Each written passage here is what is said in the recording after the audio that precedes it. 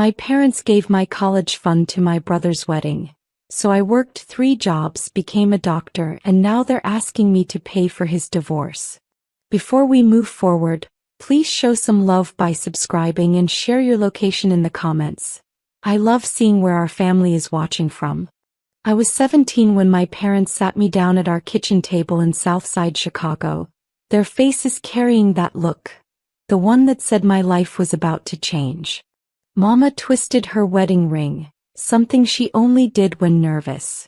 Daddy cleared his throat 3 times before speaking.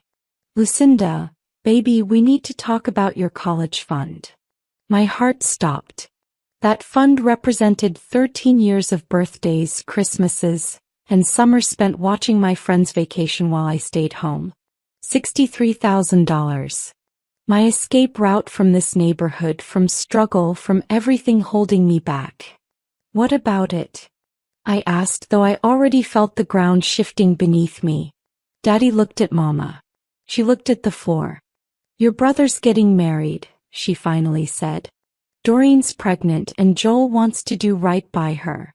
They need a real wedding, baby. Something beautiful. The words hung there like smoke. And I whispered, we're giving him your college fund, Daddy said quickly, like ripping off a bandage. For the wedding and to help them get started. You're smart, Lucinda. You'll get scholarships. Joel needs this now. I sat frozen, watching my future dissolve. My 4.2 GPA, my acceptance letter to Northwestern sitting upstairs, my carefully constructed plans, all worthless. Joel was 25, had dropped out of community college twice, and spent most days on his boy JT's couch playing video games. And they were handing him my life. That's my money, I said, my voice barely working. It's family money, Mama corrected. And family helps family. That was the moment I learned what I was worth to them. Less than a party for my brother's mistake. Joel had always been their prince. When he was arrested at 19 for possession, Daddy called it, just weed, everybody does it. When I stayed out 15 minutes past curfew to finish a debate tournament, I was grounded for a month. The pattern was set before I could walk. I remember being 8 years old, watching Mama fawn over Joel's C+ in English like he'd won a Nobel Prize, while my straight-A report card got a nod and, that's expected from you, baby. Doreen entered the picture 6 months before the announcement. She was pretty in that way that made boys stupid. Long weave, dramatic lashes, and a laugh that carried across rooms. She worked at the mall, managing a clothing store, but her real talent was managing Joel. Within 3 weeks of meeting her, he'd proposed with a ring he'd put on layaway. Mama cried happy tears. I'd wondered who was paying that layaway. Now I knew. They'd been planning this for months. You don't understand what it's like for young black men, Daddy had told me when I tried to protest. Joel needs support, not judgment. You've always had it easy. School comes natural to you. He's had to fight for everything. Fight for what? I wanted to scream. I fought for every grade while working part-time at Mrs. Rivera's corner store. I fought through racist teachers who assumed I'd fail. I fought through watching my parents celebrate Joel's mediocrity while treating my excellence like an obligation. But I said nothing. Good girls don't make scenes. That night I lay in bed calculating. Northwestern's tuition was $56,000 yearly. Without the fund, even with my partial academic scholarship, I'd need $35,000 annually. I had $2,400 in savings from my store job. The math was impossible. The math was suffocating. The wedding planning consumed our house like a fever. Doreen was there constantly, spreading magazines across the dining room table where I used to do homework, squealing about centerpieces and color schemes. Lucinda, she'd call out like we were friends. What do you think? Blush pink or champagne gold? I think it's expensive, I'd mutter, but nobody heard me. They were too busy discussing the $8,000 venue, the $3,000 dress, The $2,500 catering package. I did the math obsessively. Every expense was a semester I couldn't afford, a dream getting smaller. You seem upset, Joel said one evening, cornering me by the stairs. His cologne was too strong, cologne Mama had probably bought him. This is supposed to be a happy time. Happy. I looked at him, really looked at him. At 25 he still had that boyish face that got him out of trouble. You're spending my college fund on a party, Joel? A single day. His jaw tightened. You're really gonna be like this? Selfish. I'm selfish. The words exploded out. I've worked since I was 14. I've never asked them for anything extra. That fund was mine, they started it when I was born. For me. And family shares, he shot back. Or did all that book learning make you forget where you come from? We take care of each other. Besides, Doreen's carrying my baby. Your niece or nephew. That matters more than some school. Northwestern isn't some school, I said, but he was already walking away. Later, I heard him telling Mama I'd called his baby a mistake. I hadn't, but the lie stuck. At dinner, Daddy gave me a look that could freeze water. You apologized to your brother. For what? For being cruel about his child. About his family. The disappointment in his voice cracked something in me. Grandma Pearl showed up unannounced 2 weeks before the wedding. She was Daddy's mother, a woman who'd worked 3 jobs raising 5 kids after Grandpa died young. She took one look at the chaos. Doreen crying about napkin colors, Mama on the phone arguing with the florist, Joel sprawled on the couch, and her face went stone cold. Where's Lucinda? Her voice cut through the noise. When I came downstairs, she gripped my shoulders. Pack a bag. You're staying with me for a few days. At her small apartment in Bronzeville, she made tea and let me cry for an hour before speaking. Your daddy called me last week bragging about this wedding. Said it was costing 60 grand. I said, Jerome, that's Lucinda's college money. You know what he told me? I shook my head, afraid to hear it. He said, Mama, she'll be fine. Smart girls always land on their feet. Joel needs us more. Like your intelligence was a burden that meant you deserved less. She sipped her tea, angry. I raised your daddy better than this. Or I thought I did. What do I do, Grandma? Northwestern starts in 3 months. I can't afford it. I can't afford anywhere. She studied me with those sharp eyes that missed nothing. Baby, sometimes family will bleed you dry if you let them. Sometimes the people who should love you most will sacrifice you for the ones who scream loudest. Your brother learned early that failure gets rewarded in that house. You learned that excellence gets taken for granted. So I just give up? No. She leaned forward. You show them what you're made of. You go to school somehow even if it kills you. And when they come crawling back, because they will, you remember this moment. The wedding was everything they'd promised. Elegant, expensive, excessive. I stood in my bridesmaid dress, a $300 emerald gown I'd paid for myself, watching my college fund become centerpieces and champagne. During the toasts, Daddy talked about how proud he was of Joel, stepping up to be a man. Mama cried about her baby boy starting a family. Nobody mentioned me. I was scenery. At the reception, Doreen's mother, Mrs. Patricia, pulled me aside. She was drunk on the open bar, another $2,000, and feeling honest. You know, my daughter's smart. She knew exactly what she was doing getting pregnant. Locked that boy down and got his family to pay for everything. She laughed.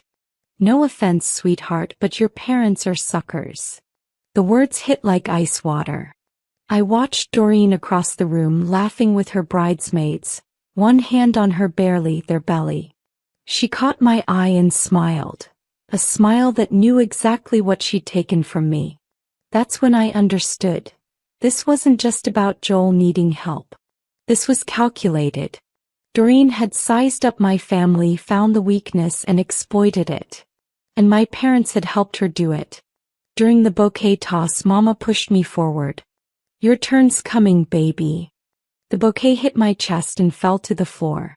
I didn't pick it up. I walked out of that venue, called Mrs. Rivera, and asked if she needed someone to work overnight shifts. He said yes. I started that night, still in my bridesmaid dress, ringing up lottery tickets and cigarettes. That was June 14th.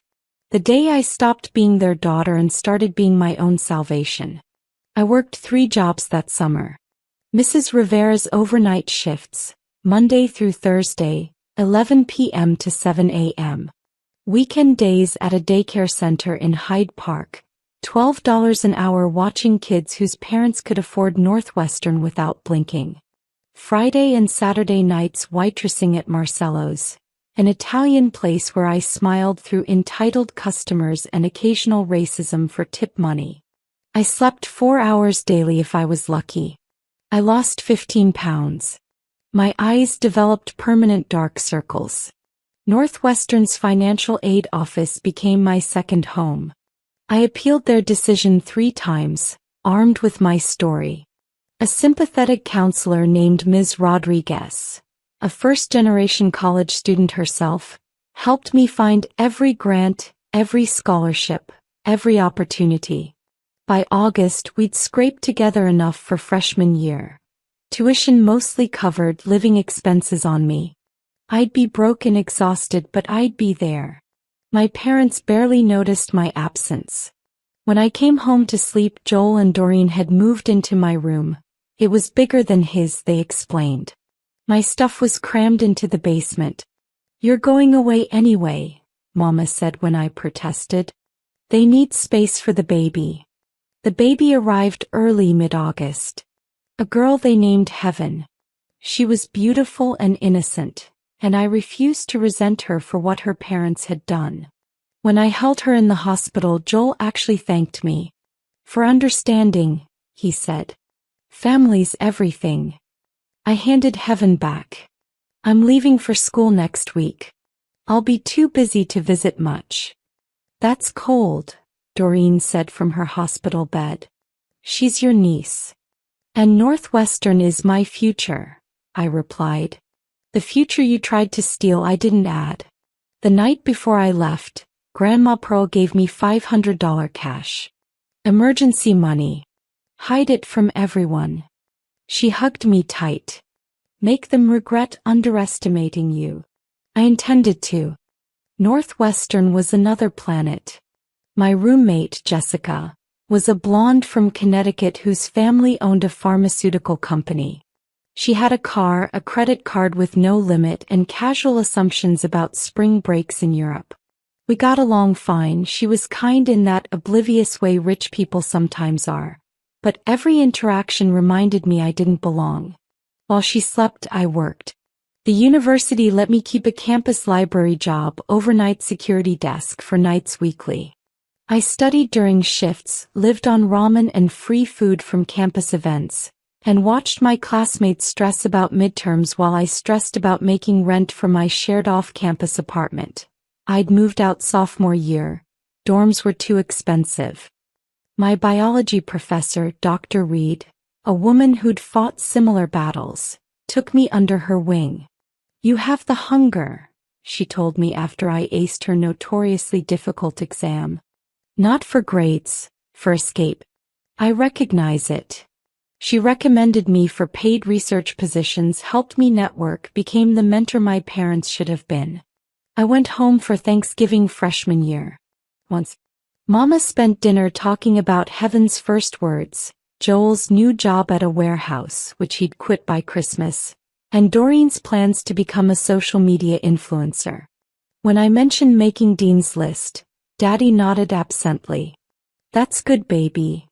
"It's exceptional," I corrected. "Only 15% of students manage it first semester." "Well, you always were smart," Mama said, already looking back at Heaven. That was the moment I accepted it.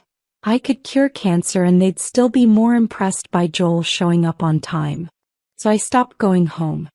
Started spending holidays with Grandma Pearl or in the library. They barely noticed. By junior year, I declared pre-med. Dr. Reed had inspired me, but really I wanted the one thing Joel could never take. A career where my name meant something, where my excellence couldn't be dismissed. Medical school applications cost money. $170 per school, 15 schools minimum for safe odds.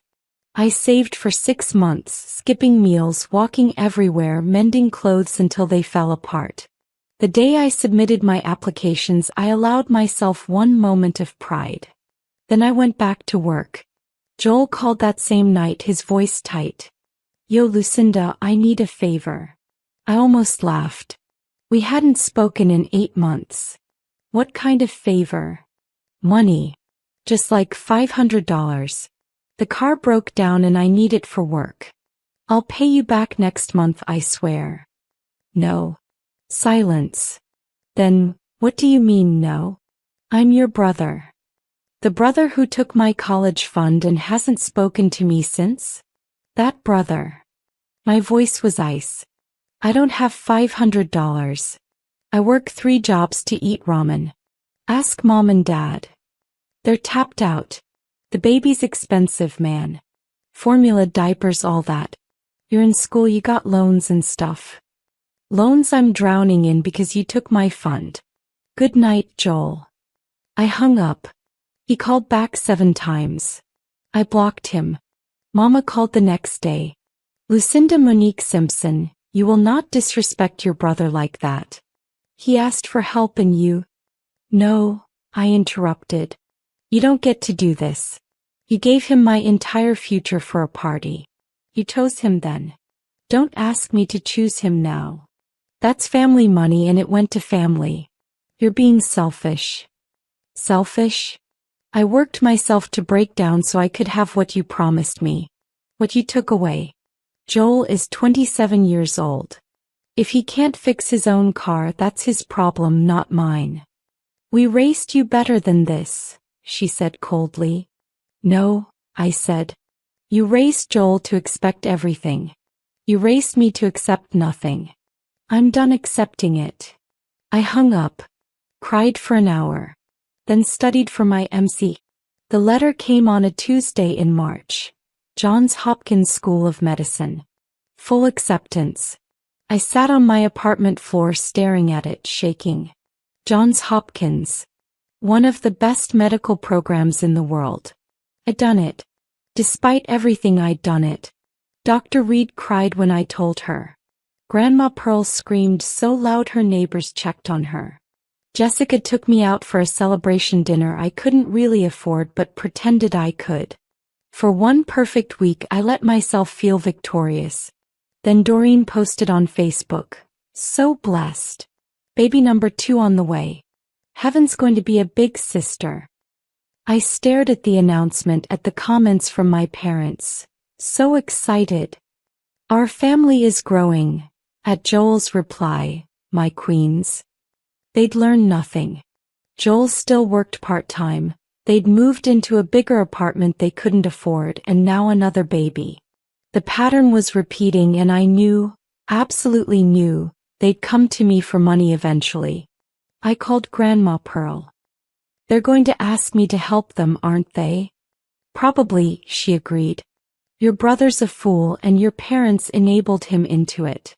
But baby, you're not responsible for their choices. You remember that."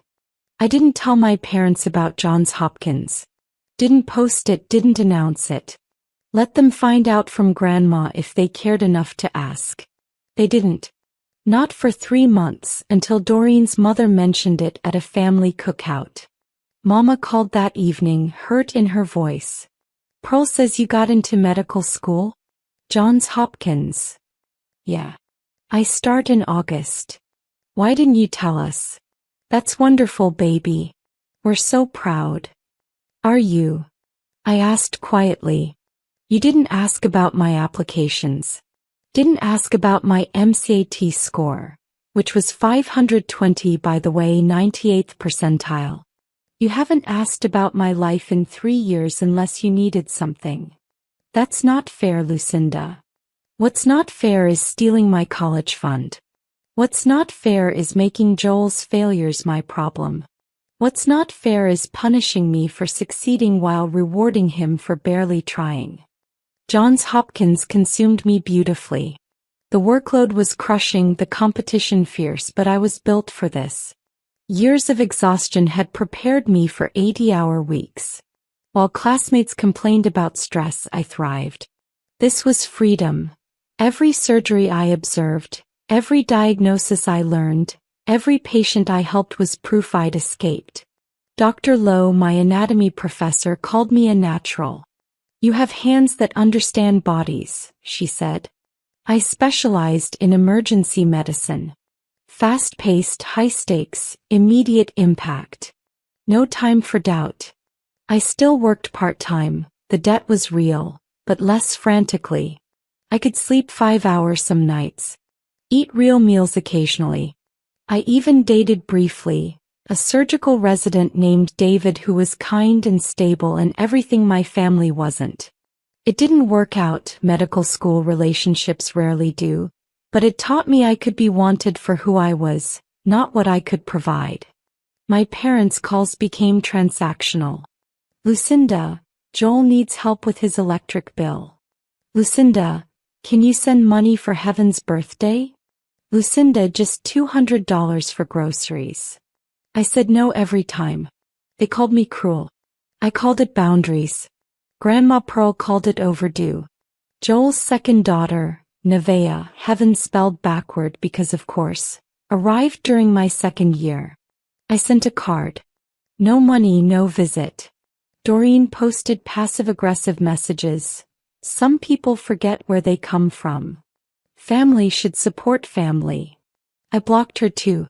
Then third year, during my emergency medicine rotation, a patient came in from a domestic disturbance. Broken arm, bruised face, terrified eyes. Her husband was successful, respected, charming. Also abusive. She had no money, no support, nowhere to go. I helped connect her with resources, a shelter, legal aid. 2 months later she sent me a letter. She'd left him, started over, was rebuilding. That letter reminded me why I'd fought so hard. To help people. To be someone's lifeline when their family failed them. Because I knew how that felt. I was in my 4th year interviewing for residencies, when Joel called from an unknown number at 2 a.m. I almost didn't answer. Lucinda. His voice was wrecked. I need help. Please. It's bad. Despite everything, the fear in his voice triggered something. What happened? Are the girls okay? They're fine. They're with Mom. Doreen's leaving me. She filed for divorce. She wants the apartment, child support, everything. I can't afford a lawyer. Mom and Dad already gave me what they could. I'm gonna lose my daughters. I should have felt satisfaction. Dad, I felt tired. Why are you calling me? Because you're my sister. Because I'm desperate. I know I messed up, okay? I know I took your money and I was wrong. But I'm drowning here and you're the only one who can help. Please. How much? The retainer's $5,000. I can pay you back, I swear. Joel, you've never paid anyone back in your life. I sat up in bed, anger burning through exhaustion. You took my entire future for a wedding to a woman who's now leaving you. You let Mom and Dad choose you over me repeatedly. You called me selfish for having boundaries. Why would I help you now? Because I'm your brother. Because family. Don't. My voice cracked. Don't talk to me about family. Family doesn't steal. Family doesn't enable. Family doesn't let one child sacrifice everything while the other takes everything. You want to know what family is? It's Grandma Pearl giving me emergency money. It's Dr. Reed mentoring me for free. It's me working 3 jobs so I could have what you got handed to you. That's family. Silence. Then quietly, so that's it? You're just gonna let me lose my kids. I'm going to let you experience consequences for once in your life. Joel told our parents I'd refused to help him. The fallout was nuclear. Mama called me crying, "How can you be so heartless? Those are your nieces. Don't you care that they might not have their father in their lives?" "Whose fault is that?" I asked calmly. I'd prepared for this. Years of therapy, paid for by me because I recognized the damage they'd done, had given me armor. Joel made choices. He married someone impulsively, had kids he couldn't afford, never built a career, and now he's facing consequences. That's not my fault, and it's not my responsibility. "We gave you everything," she shouted. "You gave Joel everything. You gave me expectations and disappointments." My voice stayed steady, clinical even. "I want you to really hear this because I'm only saying it once. I don't owe you or Joel anything. Not money, not time, not emotional labor. You chose him over me for years. I'm choosing myself now." Daddy called next, playing the guilt card. "You know how hard it's been for your brother. Black men in this country face enough without their own family turning on them. He made mistakes, but he's trying. Don't you want him to be a good father? Then he should try being one," I said. "That means getting a stable job, managing money responsibly, and handling his own divorce. I'm not his safety net because you never taught him to build one himself." The family fractured. Aunts and uncles took sides. Most blamed me, the successful one who'd abandoned her struggling brother. Some understood. Uncle Ray, Daddy's youngest brother who'd also been the scapegoat, called to say, "Proud of you, niece. They did to your brother what they did to your daddy, made him helpless. You broke the cycle." Grandma Pearl threw a dinner in my honor when I matched for my top residency choice, Cook County Hospital in Chicago. "Emergency medicine," she beamed. "Back home and saving lives. You did it, baby. You did it without them." That night I allowed myself to feel it, not just pride but freedom. Doreen's divorce went through. Joel got supervised visitation, child support he couldn't pay, and moved back in with our parents. He was 32, broken, finally understanding what life felt like without a safety net. I heard updates through Grandma Pearl, felt no satisfaction, just sad acknowledgement. He'd been set up to fail by people who loved him wrong. My residency was exactly what I needed: chaotic, meaningful, exhausting in the best way. I worked at the hospital 10 minutes from where I grew up, treating people from my old neighborhood. Mrs. Lowe came in once with chest pains. She was fine, just anxiety. She grabbed my hand. "Look at you, Dr. Simpson. I always knew you'd make it." 6 months into residency, Mama showed up at the hospital. I was on a rare break, drinking terrible coffee in the cafeteria. She looked older, tired. "Lucinda, can we talk?" Every instinct screamed to say no. But I'd become a doctor to help people, and maybe that included giving her 5 minutes. "Okay." She sat down, hands shaking. "Your daddy's sick. Diabetes complications. He needs surgery and our insurance is maxed out. We've been paying for Joel's legal fees and..." She trailed off, the ask hanging between us. "You want money." "I want my daughter back," she said, and for the first time in years, I saw her really look at me. "I know we failed you. I know we chose wrong over and over. I don't have excuses good enough. But you're all I have left who's making it, and I'm asking, not for money, baby. I'm asking if there's any way you can forgive us." I thought about the 17-year-old girl whose dreams got sold for a party. The college student working 3 jobs. The medical student too exhausted to cry. I thought about the doctor I'd become, not despite them but because they taught me I had to save myself. "I'm going to give you the information for charity care programs at this hospital," I said finally, my voice steady and professional. "They'll help with Daddy's bills based on income. I'll make sure his case gets reviewed fairly. And us. Our relationship." I finished my coffee, stood up. "Mama, I love you. But I don't trust you and I don't know if I ever will again. You showed me exactly where I ranked in this family. I can help you navigate the system as a doctor. But as a daughter. I paused. That girl died when you handed Joel my college fund. I'm someone else now. Someone you don't get to take from anymore. I walked away back to the year, back to saving lives. Behind me I heard her crying. I didn't turn around. Some wounds don't heal. Some family bonds once broken stay broken. And that's okay. Because I'd learned the hardest truth of all. Sometimes the greatest act of love is refusing to set yourself on fire to keep others warm. Sometimes family means the people who show up, not the ones who share your blood. I was Dr. Lucinda Simpson now. I'd earned every letter of that title. And no one, not Joel, not my parents, not anyone, could ever take that away from me. This story is a reminder that you are not obligated to save people who refuse to fight for you. Success isn't about revenge. It's about proving to yourself that you are always worth more than they made you believe.